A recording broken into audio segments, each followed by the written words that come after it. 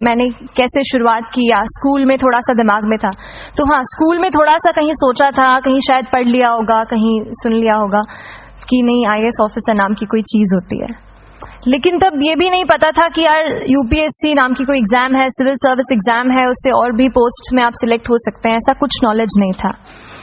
جب میں اپنے کالج لیول میں آئی, جب کالج میں ایڈمیشن لیا, میں نے بھوپال سے ہی پرائیویٹ انجینئرنگ کالج سے کیمیکل انجینئرنگ کیا ہے.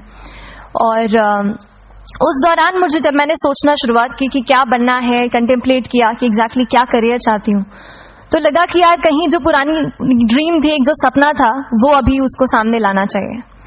پھر اس بارے میں اور پڑھا, اور تب خان اسٹڈی گروپ بھوپال میں سینٹر وہاں پہ جیسے شروع ہو گیا تھا, تو میرا جو فاؤنڈیشن کورس ہے میں نے وہاں سے کیا. اور اس ایگزام کے بارے میں جو چیزیں مجھے 1-2 سال میں سمجھ میں آئی ہیں, وہ کچھ چیزیں میں آپ سے شیئر کرنا چاہتی ہوں. سب سے پہلی چیز جو پہلے جے اور رچنا ہم دونوں بول چکے ہیں کہ کنسسٹنسی. آپ اگر دن میں کئی بار ہم سے سوال پوچھتے ہیں کہ آپ کتنے گھنٹے پڑھائی کرتے ہیں, تو دیکھیے گھنٹے میٹر نہیں کرتے. کوئی 17-18 گھنٹے ہمیں نہیں پڑھنا ہے, اتنا ہم پڑھ بھی نہیں سکتے. ایک دن پڑھ سکتے ہیں, دوسرے دن نہیں پڑھ پائیں گے. 5 سے 6 گھنٹے ہی آپ کو دینے ہیں, اتنے نکالنے ہیں. پر وہ جو وقت آپ اپنی پڑھائی کو دیتے ہو, وہ کنسسٹنٹلی آپ کو روز اتنا ہی اپنے پڑھائی کو دینا ہے. کنسسٹنسی از دا کی, that is the first and the most important thing جو آپ کو دھیان میں رکھنی ہے. دوسری چیز اس ایگزام میں مجھے لگتا ہے ایکولی امپورٹنٹ ہے, کیونکہ یہ جرنی لمبی ہوتی ہے. جیسے ایگزام ہی 1 سال تک چلتی ہے, آپ پریلمز دیتے ہیں, پھر آپ مینز دیتے ہیں, آپ انٹرویو میں جاتے ہیں پرسنالٹی ٹیسٹ کے لیے. تو ایگزام 1 سال تک خود چلتی ہے. اس کے پہلے مان لیجیے آپ 1-1.5-2 سال پہلے سے پریپیئر کر رہے ہوں, تو یہ جرنی کافی لمبی رہتی ہے. اس جرنی میں مینٹلی اپنے آپ کو موٹیویٹ رکھنا, اپنے آپ کو بوسٹ کرتے رہنا, وہ بھی ایکولی امپورٹنٹ ہے. اور اسی لیے اپنے آپ پر بھروسہ بے حد ضروری ہے. You need to have a faith in yourself کہ اگر آپ نے اس میں قدم رکھا ہے, اگر آپ نے سوچا ہے کہ آپ سول سروس ایگزام دینا چاہتے ہیں اور دیں گے, تو آپ کو یہ ٹھان کے اس میں جانا ہے کہ ہاں میں یہ کر سکتا یا کر سکتی ہوں. یہ ایک اپنا موٹیویشن, اپنے ساتھ ایک فیتھ, بلیف اپنے اوپر آپ کو ہمیشہ رکھنا ہے.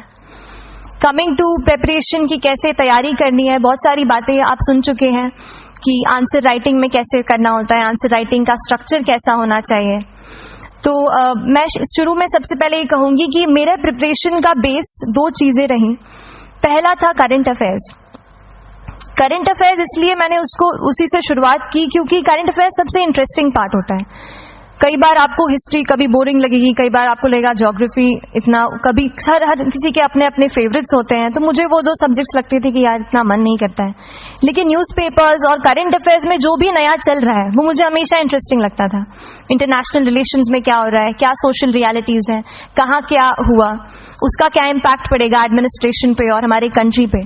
تو اس کو آپ اپنا ایک بیس بنا سکتے ہو. آپ کرنٹ افیئرز بیس پریپریشن کر سکتے ہیں.